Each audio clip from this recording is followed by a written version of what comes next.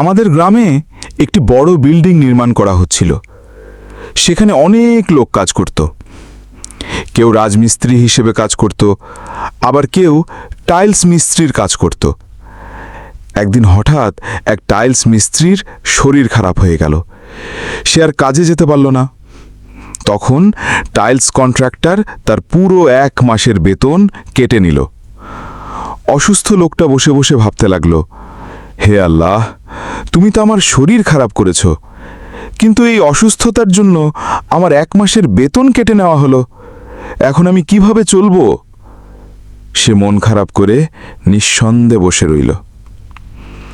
কিন্তু ভাবুন তো, আমরা মানুষ, এতটুকু কারণে মালিক আমাদের বেতন কেটে নেয়। অথচ আমরা প্রতিদিন মসজিদ থেকে 5 বার আজান শুনি, কিন্তু অনেকেই একবারও নামাজে যাই না।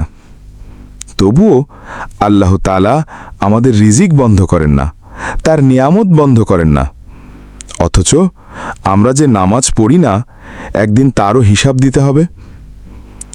চ্যানেলটা সাবস্ক্রাইব করুন।